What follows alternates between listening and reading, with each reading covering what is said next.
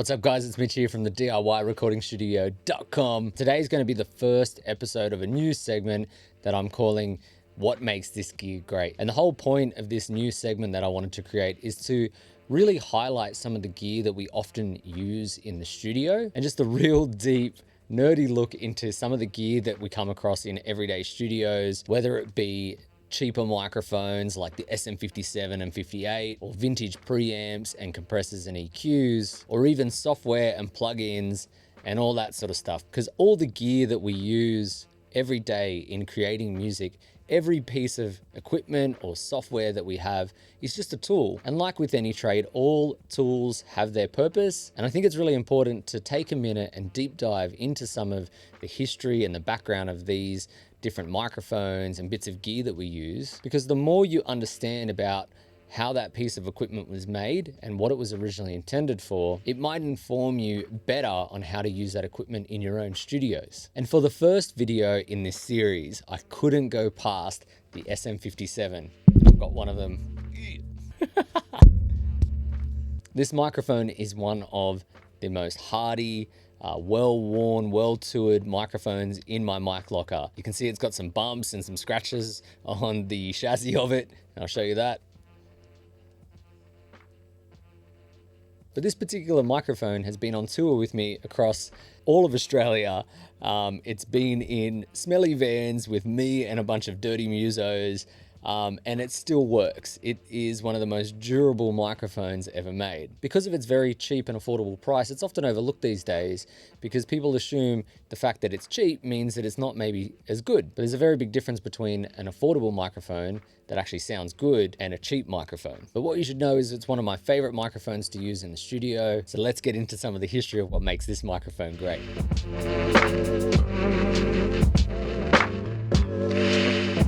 The Shure SM57 is undoubtedly one of the most commonly used microphones in the world. It is affordable, versatile, and rugged enough to be used in a variety of situations. It is for this reason you can find the SM57 in live studio environments and in small to large recording studios as well.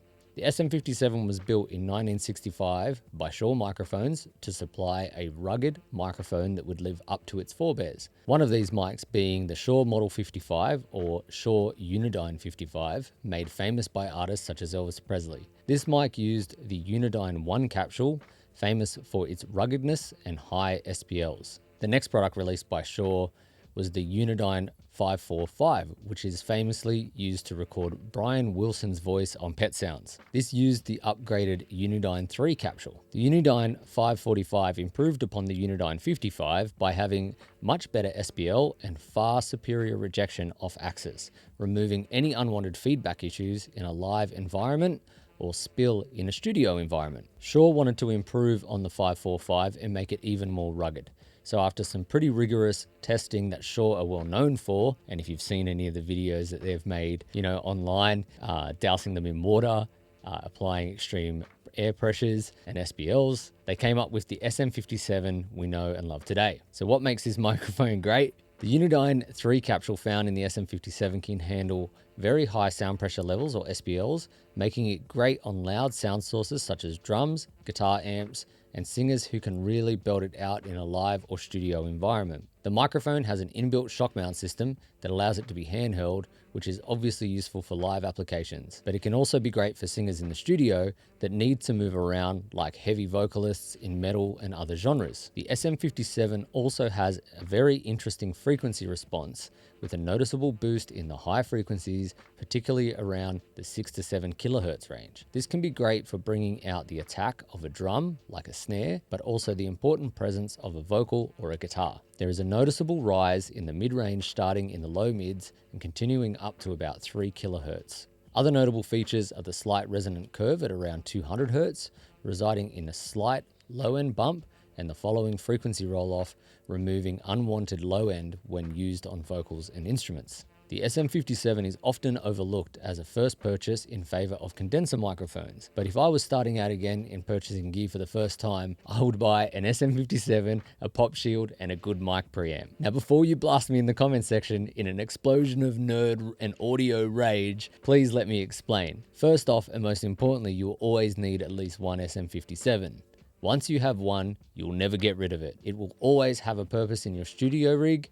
The same can't be said for cheap condenser mics. But the next reason is kind of a well-kept secret. One of the most overlooked parts of recording is the coupling of a great mic and a great mic preamp, particularly when it comes to dynamic microphones like the SM57. This is where microphones like this can show their real color and vibe. Because of their design, dynamic mics have lower output volumes and therefore need to be driven a little harder through the preamp. This means that in the context of a dynamic mic, the preamp will color that microphone signal significantly more, especially if this is the engineer's intent. There's also one other little hack that can be utilized with the right mic preamp. Some mic pre's have a switch dedicated to switching the input impedance. Without diving down an ultra nerdy electrical engineering rabbit hole, if you lower the input impedance when using an SM57, you might find an improved low-end response and a smoother high frequency, which I often hear when using Neve style preamps. Notice that switch below the red dial.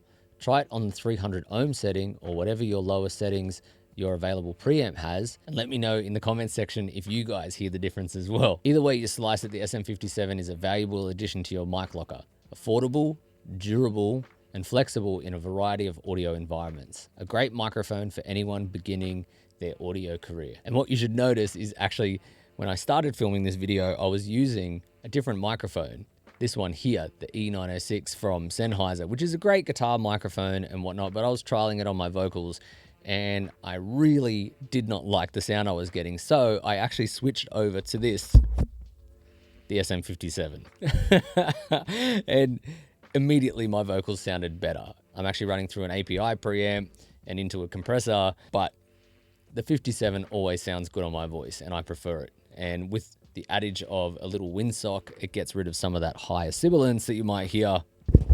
And then all of a sudden we've got this nice warm sound on my vocals coming through that 57 there. It's definitely one of my preferred vocal mics to use because you can hear it sounds good on a vocal and it rejects all the other sound and bullshit in my studio. My computer over here gets very noisy once I'm recording stuff and I've got lights that have fans and the 57 doesn't pick up any of that shit and it sounds good. But don't just take my word for it. Get one yourself if you don't have one. Start using it on everything. Use it on your snare drum. Use it on your toms. Use it on your guitar amps.